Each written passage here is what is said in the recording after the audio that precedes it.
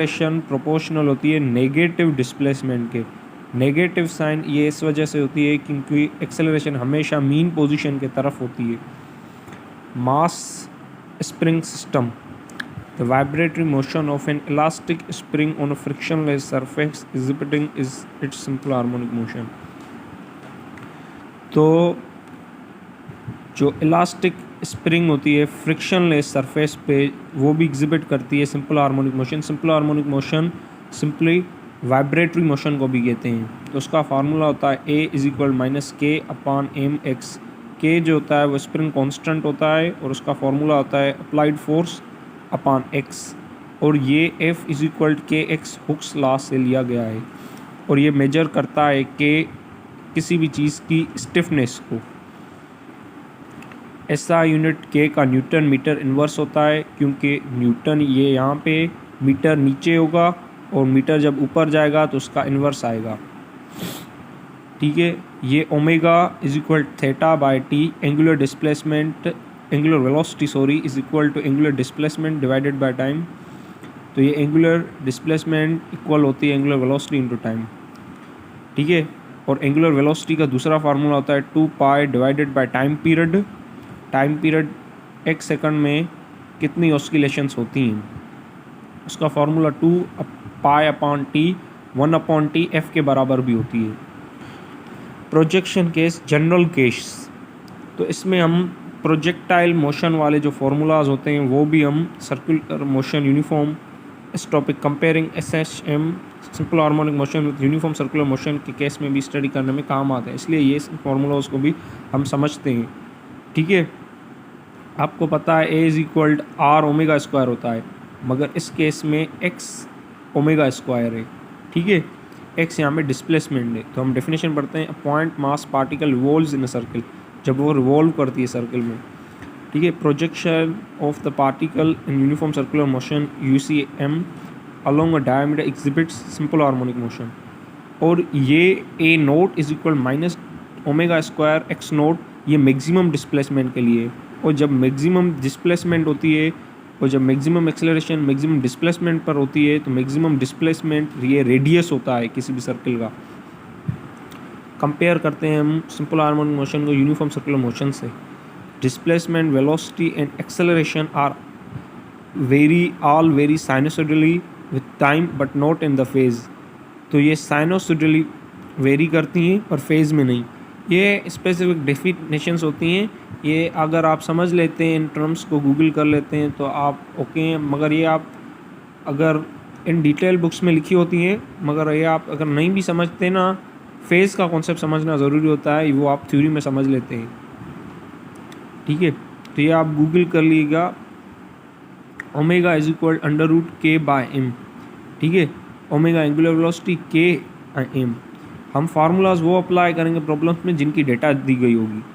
Frequency and period are independent of amplitude, ये भी आपको बात याद करनी है, थ्योरेटिकल है। तो total energy of system in SHM is conserved, total energy simple harmonic motion में कंजर्व रहती है, पोटेंशियल और kinetic. Time is equal 2 pi under root M upon K, और फ्रीक्वेंसी इसकी इन्वर्स होगी 1 upon 2 pi under root K upon M. और जैसा देख सकते हैं आप, X is equal x naught cos theta होती है। एक्स नोट कोस थीटा को हम 2 पाई एफ टी भी करते हैं, जो हमने यहाँ पे ड्राइव किया था। जो theta is equal to omega, omega बराबर होती है 2 पाई एफ के, और टी सेम रखेंगे 2 पाई एफ टी के बराबर भी होगी। ये भी एक फार्मूला है, टाइम पीरियड 2 पाई एक्स अपॉन जी सस्पेंडेड मास का। और ये जनरल फार्मूला होता है सिंपल हार्मोनिक मोशन में वेलोसिटी का, जिसको हम अगले फार्मूला से समझ कर इसको समझेंगे। तो मेन फार्मूला होती है V naught is equal are omega. ठीक है, एक्स नोट ओमेगा भी हम कह देते हैं इसको। सो एक्स नोट सेम रहेगा, ओमेगा हमने पीछे पढ़ा कि वो अंडर रूट के बाय एम के बराबर होता है। ठीक है, सही। और वी जो होती है ये मैक्सिमम वेलोसिटी का केस था, मगर कोई भी वेलोसिटी किसी भी इंस्टेंट पे वो बराबर होती है वो बराबर होती है किसी भी इंस्टेंट पे v is equal V naught 1 minus x square upon x naught square के।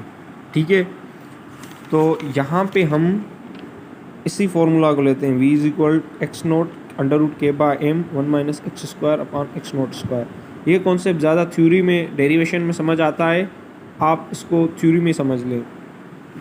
बल्कि पोटेंशियल एनर्जी इज इक्वल 1/2 के एक्स स्क्वायर होती है किसी भी इंस्टेंट पे, और किसी मैक्सिमम के लिए एम्पलीट्यूड का स्क्वायर होती है उसका मैक्सिमम डिस्प्लेसमेंट का। काइनेटिक एनर्जी जो मैक्सिमम होती है 1/2 के एक्स स्क्वायर होती है, किसी भी इंस्टेंट पे 1/2 के x not square minus x square होती है, और टोटल एनर्जी जो कंजर्व होती है 1/2 एक्स के एक्स नॉट स्क्वायर होती है।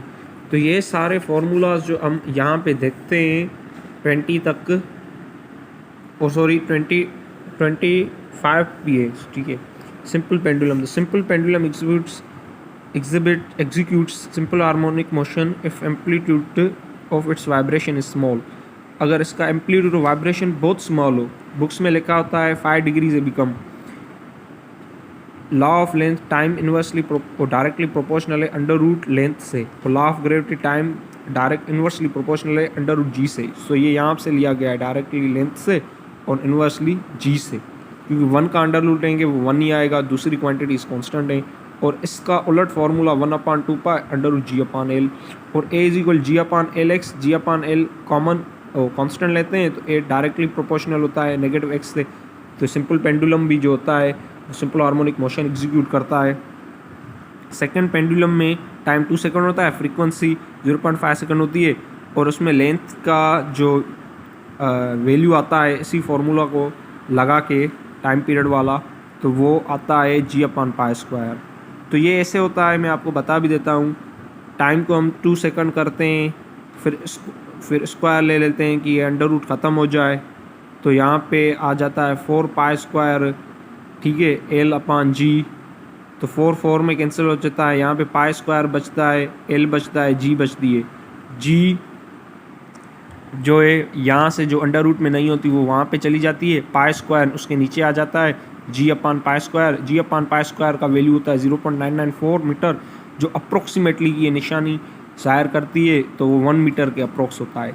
तो 1 meter length of pendulum 2 second show करता है एक स्विंग को पूरा करने में, मगर जो सिंपल हार्मोनिक मोशन होता है वो एक स्विंग नहीं होती। जैसा कि मैं आपको दिखा सकता हूँ एक स्विंग किससे के, जैसा कि आप यहाँ पे देख सकते हैं, अगर ये यहाँ से यहाँ पर जाएगा ना तो ये एक स्विंग होगा, मगर कंप्लीट वाइब्रेशन के लिए इसको वापस अपनी पोजीशन पे जाना पड़ेगा। तो ये एक कंप्लीट वाइब्रेशन, पर ये एक स्विंग होगी, ये दूसरी स्विंग। जब 2 स्विंग पूरी होंगी तब एक कंप्लीट वाइब्रेशन होगी। मगर सेकंड पेंडुलम जो होता है वो अपनी जो कंप्लीट वाइब्रेशन है ना वो 2 सेकंड में कंप्लीट करता है। ठीक है, तो उसको 2 सेकंड लगते हैं पूरी वाइब्रेशन को कंप्लीट करने के लिए। तो ये सारे फार्मूलाज जो थे वो थे ऑस्किलेशंस के फार्मूलाज, ये यहाँ वाले भी, और मैं आपको दिखाता चलूँ ये यहाँ वाले भी। अगर मैं इसको यहाँ पर रख लूँ, ये यहाँ वाले भी सारे ऑस्किलेशंस के फार्मूलाज थे, सारे के सारे ऑस्किलेशंस के। इस चैप्टर के 3 मेजर टॉपिक्स होते हैं, मैं आपको दिखाता चलूँ। एक ऑस्किलेशंस वाला होता है, इसका एक होता है वेव मोशन, जो सारे टॉपिक्स होते हैं, standing wave, sound wave, superposition, speed of sound, उनके ये सारे फार्मूलाज होते हैं। ठीक है, और यहाँ पे इनके फार्मूलाज होते हैं अगर आप नोट करना चाहें तो। और वेव मोशन के बकाया फार्मूलाज ये मैं अगली वीडियोस में कवर करूँगा, इन्हें कैसे कवर करना चाहिए। और जो उसका आखिरी टॉपिक होता है इस चैप्टर का मेन, वो होता है डॉपलर इफेक्ट। तो हम डॉपलर इफेक्ट को भी स्टडी करेंगे, जिसका जनरल फार्मूला जो होता है वो ये होता है, जिससे 4 ही कंडीशंस सेटिस्फाई होती हैं, इसकी 4 या 3 होती हैं जो भी, वो भी मैं कवर करूँगा।